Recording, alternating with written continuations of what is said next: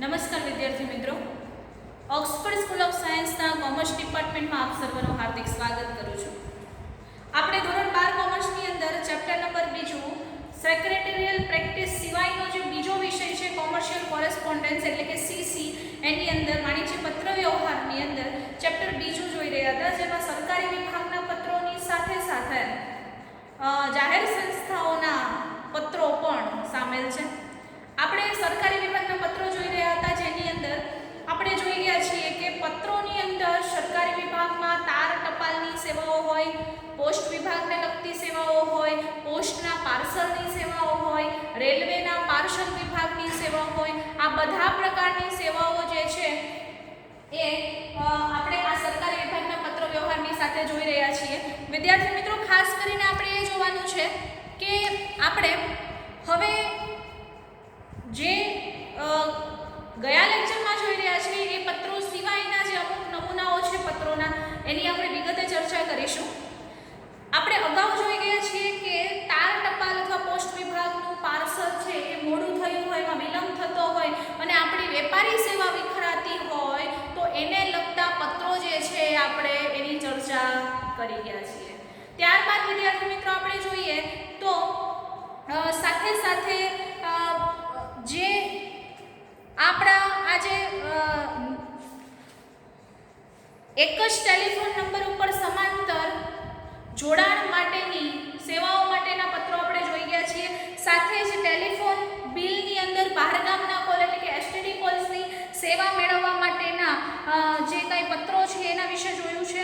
સાથે જ રેલવેનું પાર્સલ હોય એ સમયસર ન મળતું હોય તો એની માટેના જે પત્રો લખવાના છે એના વિશેની પણ આપણે વિગતે ચર્ચાઓ કરી છે. વિદ્યાર્થી મિત્રો, હવે આજે આપણે બે વિષયો ઉપર ચર્ચા કરવાના છીએ. તો આવકવેરાને પાત્ર નહીં હોવા છતાં તમને ડિમાન્ડ નોટિસ મોકલેલી છે તો એને રદ કરવા માટેનો પત્ર, અને બીજો આવે છે નિકાસનો પરવાનો મેળવવા અંગેનો પત્ર. આ બે પત્રો વિશેની આજે આપણે વિગતે માહિતી મેળવવાના છીએ.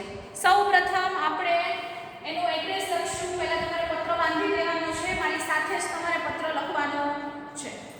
Dum Dum book store, Dum Dum book store. ત્યારબાદ એનું સરનામું આપેલું છે G2 Saraswati complex, G2 Saraswati complex, Gandhinagar. ત્યારબાદ ગાંધીનગરનો પિનકોડ લખવાનો છે 382010. વિદ્યાર્થી મિત્રો, આ રીતે આપણે એનું સરનામું જે છે એ લખવાનું રહે છે. ત્યારબાદ તારીખ લીધી છે 12મી સપ્ટેમ્બર, 12મી આપણને ખબર છે, આપણે એવું લખીએ છીએ પાછળ સપ્ટેમ્બર, અને અલ્પવિરામ કરવાનું છે 2017 આપેલું છે એટલે લખવાનું છે 2017. સામે ફોન નંબર 079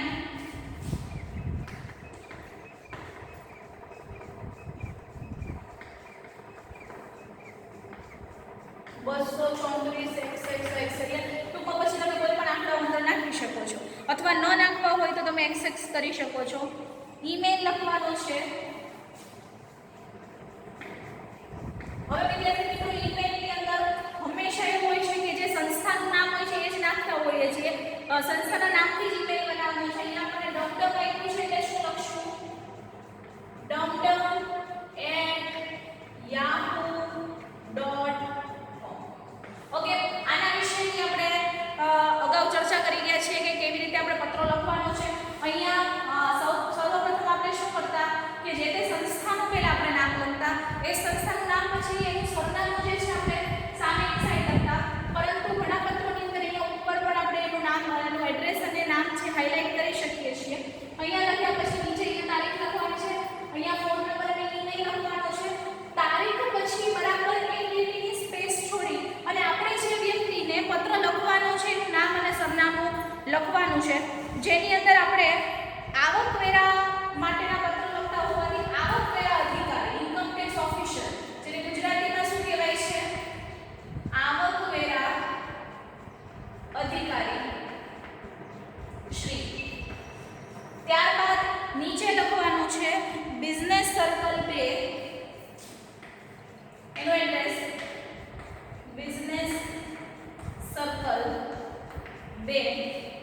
ગાંધીનગર. એનો પિનકોડ આપણે ઉપર લખ્યો છે એ પિનકોડ હશે, કારણ કે આપણે એક જ જિલ્લામાં લખીએ છીએ એટલે અલગ જિલ્લો હોય તો પિનકોડ તમારે અલગ કરવો પડે. ત્યારબાદ વિદ્યાર્થી મિત્રો આપણે શું લખીએ છીએ? વિષય લખીએ છીએ. અહીંયા શું લખવાનું છે? વિષય. વિષય શું છે? ડિમાન્ડ લેટર રદ કરવા અંગે. આટલી વસ્તુ છે એ વસ્તુ તમારે તમારા બુકની અંદર લખી નાખવાની છે. ત્યારબાદ આપણે આગળ જોઈએ. પહેલા લખી નાખો તો જોઈએ તમે. તમારે લખવાનું છે ડમડમ બુક સ્ટોર ઘ2 Saraswati complex Gandhinagar 382010. Phone number છે, ઈમેલ આપેલો છે, સામે તારીખ આપેલી છે. તારીખની સાથે સાથે વિદ્યાર્થી મિત્રો નીચે આપણે જે તે વિભાગને જ્યાં આપણે પત્ર લખવાનું છે એના અધિકારી શ્રીને સંબોધીને એનું એડ્રેસ લખ્યું છે. ત્યાર પછી આપણે સીધું એના વિશે ઉપર આવ્યા છીએ. વિદ્યાર્થી મિત્રો અહીંયા આવું થાય એટલે તરત જ તમે વિડિયો પોઝ કરી અને લખી શકો છો.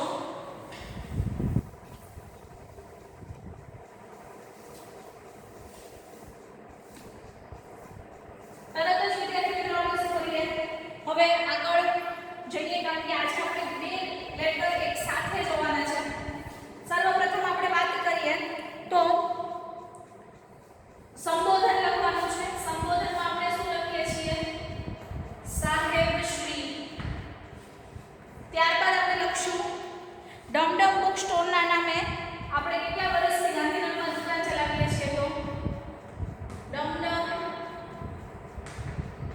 બુક સ્ટોરના નામે છેલ્લા 10 વર્ષથી ગાંધીનગરમાં દુકાન ચલાવીએ છીએ.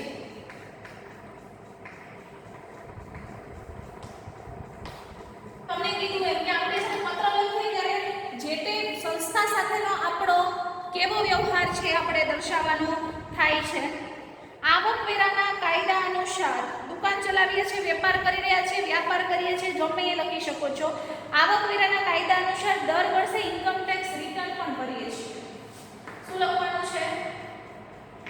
આવકવેરાના કાયદા અનુસાર 10 વર્ષથી ઇન્કમ ટેક્સ રિટર્ન પણ ભરીએ છીએ. આમાં તમે તમારા શબ્દો મૌલિક રીતે લખી શકો છો, જેમાં કોઈ પણ પ્રકારનું ઓબ્જેક્શન લઈ શકાતું નથી. પરંતુ ખાસ એ યાદ રાખવાનું છે જ્યારે આપણે પત્ર ચાલુ કરીએ ત્યારે કોઈ પણ સંસ્થા સાથે આપણા સંબંધો કેટલા છે અને કેવા છે એના વિશેની તમારે વિગતે ચર્ચા કરવી પડે.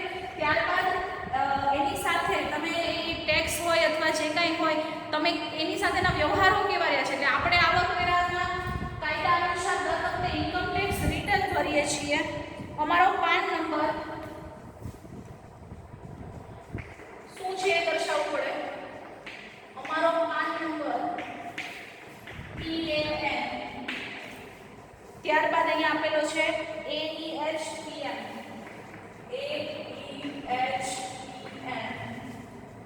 ત્યારબાદ 05070D છે.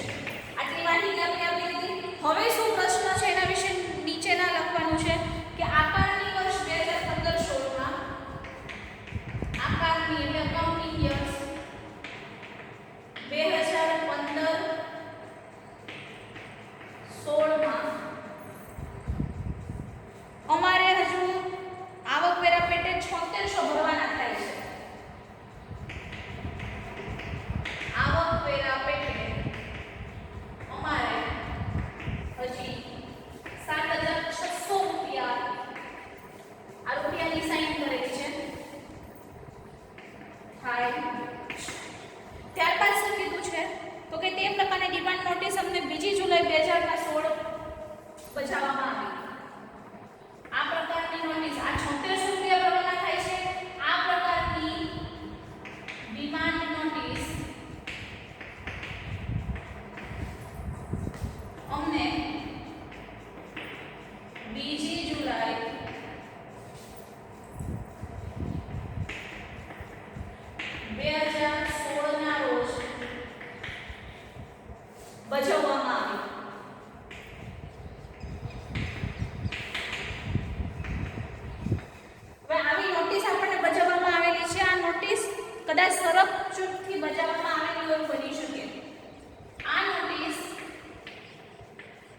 કદાચ શરત ચૂકથી, કારણ કે આપણે ચૂકવવાના નથી, પણ શરત ચૂકથી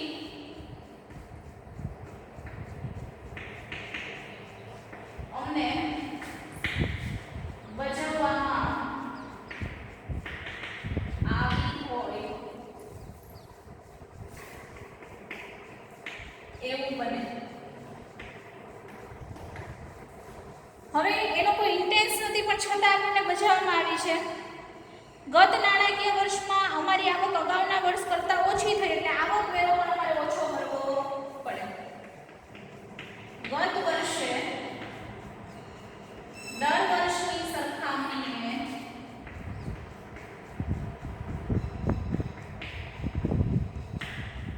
અમારે આવક ઓછી થઈ છે, એટલે આવક વેરો પણ ઓછો ભરવો પડે. સાથે જ આથી અમારે નાણાકીય વર્ષની ગણતરીમાં વધારાનો આવકપત્ર ભરવાનો થતો નથી. આ માટે આપણે આપણી ભાષામાં લખીએ કે આ માટે અમારે વધારાનો આવક વેરો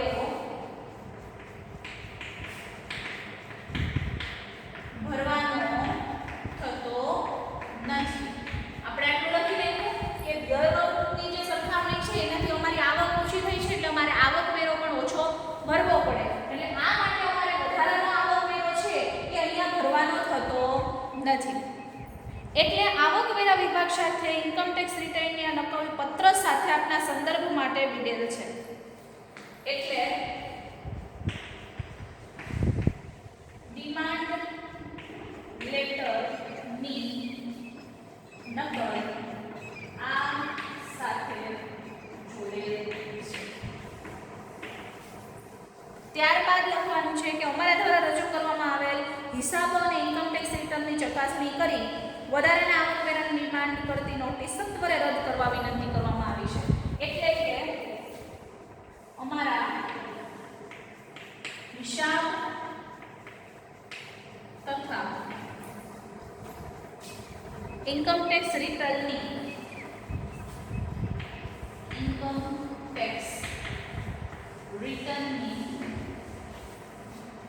ચકાસણી કરી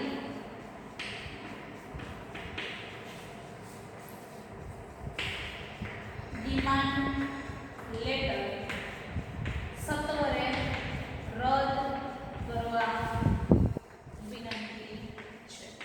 અહીંયા તમારે શું લખવાનું છે? આપનો વિશ્વાસ, પછી અહીંયા એની સિગ્નેચર આવશે, અહીંયા એનો હોદ્દો આવશે. આપણે અહીંયા આભાર છે એ દર્શાવી દેવાનું, આભાર દર્શાવ્યા પછી આ લખવાનું. તમારી રીતે તમે કોઈ પણ નામ આપી શકો છો, અથવા બુકની અંદર જોઈ અને એનું જે નામ છે તમે આપી શકો છો. સાથે આપણે બધી વસ્તુ અહીંયા જોવાની છે, જે છે વિધાન. વિધાનની અંદર શું છે તો કે ઇન્કમ ટેક્સ રિટર્નની નકલ. ઇન્કમ ટેક્સ રિટર્નની નકલ આટલી વસ્તુ છે. એટલે વિદ્યાર્થી મિત્રો, તમારે આપણે આખો આ લેટર જે છે એ તમારી બુકની અંદર લખવાનો છે. એક વખત ઈ લેટર જે છે એની ઉપર થોડુંક ધ્યાન આપી દો. આપણે જોવાનું છે કે સાહેબ શ્રી ડમડમ બુક સ્ટોરના નામે છેલ્લા 10 વર્ષથી ગાંધીનગરમાં વ્યવસાય કરીએ છીએ, દુકાન ચલાવીએ છીએ. આવકવેરાના કાયદા અનુસાર અમે 10 વર્ષથી ઇન્કમ ટેક્સ રિટર્ન પણ ભરીએ છીએ. અમારો પાન નંબર એટલે કે PAN AEHPM 0570D છે. આકારણી વર્ષ 2015-16માં આવકવેરા પેટે અમારે હજી 7600 રૂપિયા ચૂકવવાના દર્શાવે છે. આ પ્રકારની ડિમાન્ડ નોટિસ અમને 2 જુલાઈ 2016ના રોજ બજાવવામાં આવી. આ નોટિસ કદાચ અમને શરત ચૂકથી બજાવવામાં આવી હોય એવું બની શકે છે.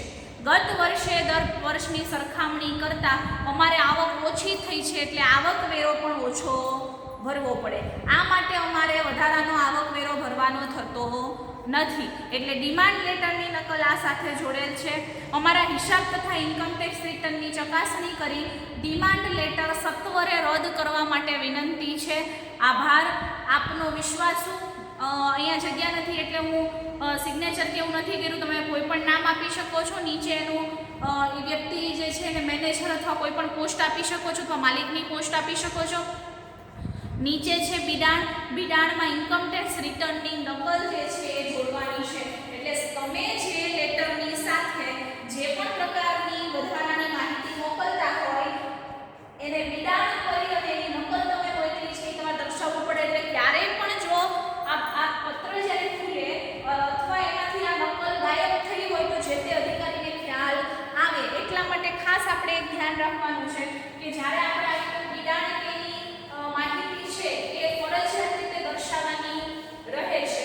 જેનાથી જ્યારે આપણે કોઈ પત્ર પાર્સલ કરીએ છીએ એ વખતે જો કોઈ આપણે વસ્તુ મોકલાવેલી હોય અથવા અગત્યના ડોક્યુમેન્ટ મોકલાવ્યા હોય અને જો ત્યાંથી ગુમ થાય તો જે તે વ્યક્તિને ખ્યાલ આવે આમાં આ વસ્તુ જોડેલી હતી એટલે બિડાણ કરેલું હતું અને આ વસ્તુ અત્યારે અહીંયાથી ગાયબ થઈ છે. એટલે આ વસ્તુ આપણે ખાસ કરીને દર્શાવવી જોઈએ. આપણે એક લેટર જોઈ ગયા છીએ. હવે આજે આપણે બીજો લેટર જોવાનો છે. નિકાસનો પરવાનો મેળવવો. એટલે આપણે એક્સપોર્ટ કરવું છે અને એક્સપોર્ટ માટેનો પરવાનો લેવા માટે લાયસન્સ લેવા માટે, કારણ કે આપણે જ્યારે ધંધો કરતા હોય ત્યારે એક્સપોર્ટ અથવા ઇમ્પોર્ટનું લાયસન્સ છે અગત્યનું હોય છે. આજે આપણે જોવાનું છે નિકાસ માટેનો પરવાનો મેળવવા માટે ક્વોલિટી મશીન હાઉસ કરીને એક બિઝનેસ છે. એનું સરનામું લખશું ક્વોલિટી મશીન હાઉસ.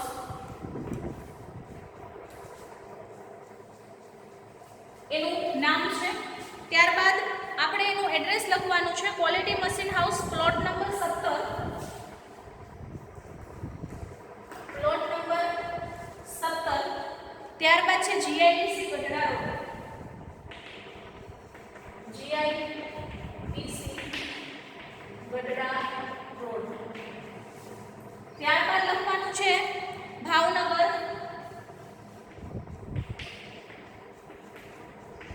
364001. ત્યારબાદ નીચે એક સ્પેસ છોડીને 18 સપ્ટેમ્બર 2017. ઈમેલ આપણે જોઈએ. email qualitymachinehouse@gmail.com. qualitymachinehouse@gmail.com. ત્યારબાદ આવે છે ફોન નંબર. અને ઉપર નીચે તમે ઈમેલ અથવા ફોન નંબર ઉપર નીચે કરી શકો છો. ફોન નંબર અહીંયા આપેલો છે 0278. ત્યારબાદ આપણે કોઈ પણ ફોન નંબર નાખી શકીએ છીએ. જેમ એને આપેલો છે 26xxxx એટલે કે એના નંબર પાછળ દર્શાવેલા નથી. એની વેબસાઈટ છે.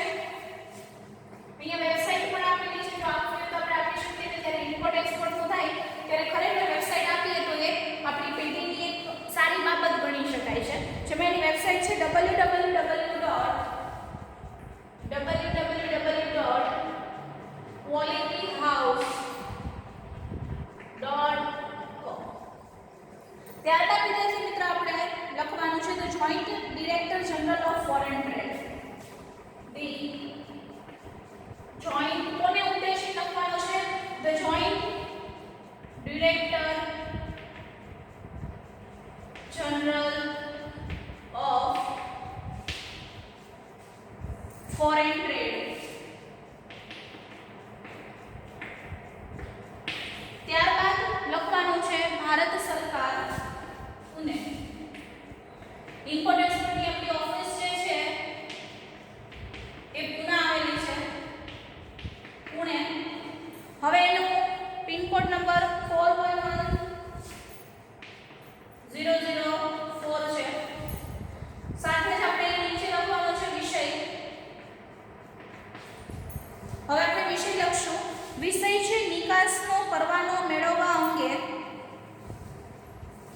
નિકાસનો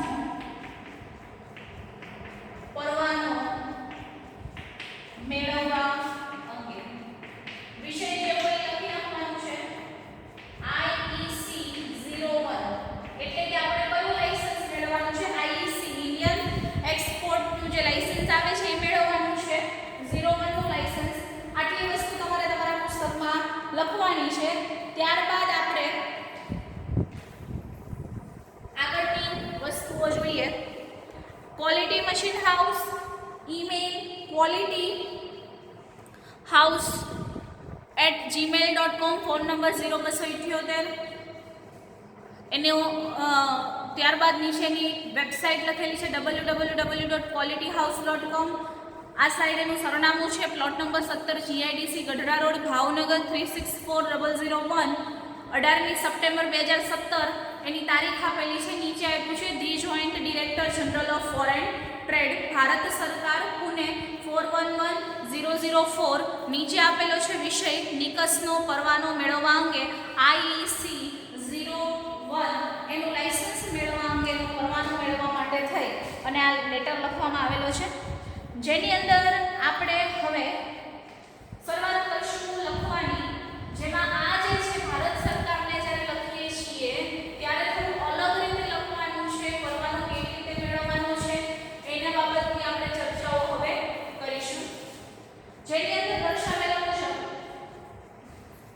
આપણે માનનીય સાહેબશ્રી એવું સંબોધન કરવાનું છે અહીંયા શું સંબોધન કરવાનું છે માનનીય સાહેબશ્રી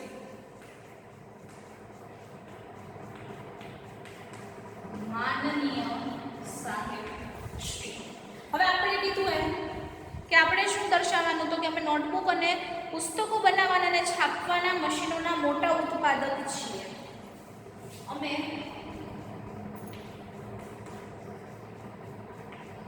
નોટબુક્સ તથા પુસ્તકો બનાવવાના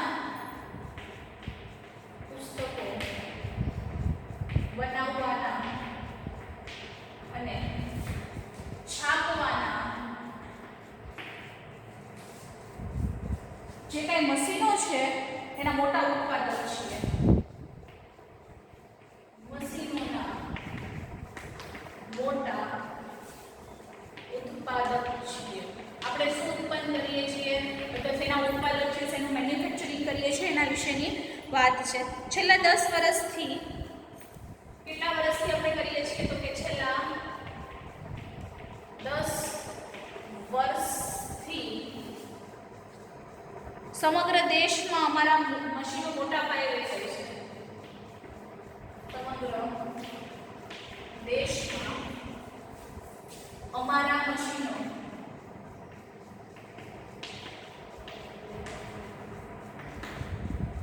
મશીનો મોટા પાયે વેચાય છે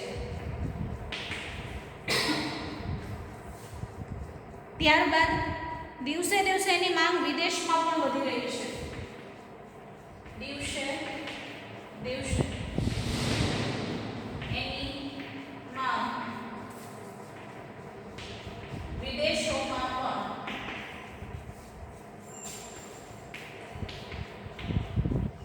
પણ વધી રહી છે એટલે એની માંગ વિદેશમાં છે એવું દર્શાવીએ તો જ આપણને ઇમ્પોર્ટ કે એક્સપોર્ટનું લાયસન્સ મળે અમે અમારા ઉત્પાદનની વિદેશમાં નિકાસ કરવાની ઈચ્છા ધરાવીએ છીએ અમે અમારા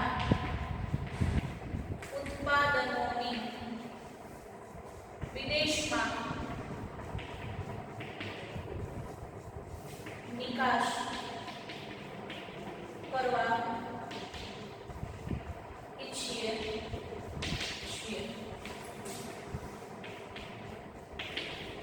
ત્યારબાદ આપણે દર્શાવવાનું છે જેના માટે નિકાસનો પરવાનો આપની પાસે મેળવવાનો હોય છે જેની માટે નિકાસનો પરવાનો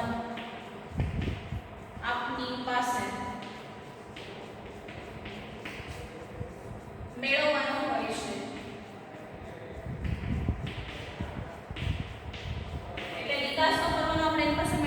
એટલા માટે આ સાથે નીચેની વિગતોને ધ્યાનમાં લઈ અને નિકાસનો પરવાનો આપવા વિનંતી છે. નીચે પેરેગ્રાફ પાડવાનું છે. આ માટે આપણે આટલી વસ્તુ નથી નાખી, અમે આ વસ્તુ બનાવીએ છીએ, આટલા વર્ષોથી ભારતમાં ચાલે છે, વિદેશમાં પણ એની માંગ છે ને એના માટે અમે આ વસ્તુને વિદેશમાં વેચવા ઈચ્છીએ છીએ, એટલે નિકાસનો પરવાનો આપણી પાસે મેળવવાનો છે. આ માટે નીચે મુજબની વિગતોને ધ્યાનમાં લઈ નિકાસનો પરવાનો આપવા વિનંતી છે. આપણે સાદી ભાષામાં લખી નાખવાનું, નિકાસનો પરવાનો આપવા વિનંતી છે. હવે આપણે નીચે જે વસ્તુઓ કઈ કઈ વસ્તુઓ આપણે ભેગી અંદર નાખેલી છે, જેમાં પહેલું છે એપ્લિકેશન ફોર્મ. Application form. બીજી વસ્તુ જોઈએ તો છે 250 નો ડિમાન્ડ ડ્રાફ્ટ. 250 રૂપિયાનો ડિમાન્ડ ડ્રાફ્ટ એટલે કે આની ફી, આ નિકાસનો પરવાનો જે લેવાનો છે એના માટેની ફીનો ડિમાન્ડ ડ્રાફ્ટ બેંકમાંથી કઢાવેલો હોય છે. એટલે 250 નો ડિમાન્ડ ડ્રાફ્ટ, સૂચવ્યા પ્રમાણે ઢાંચામાં બેંકનું પ્રમાણપત્ર,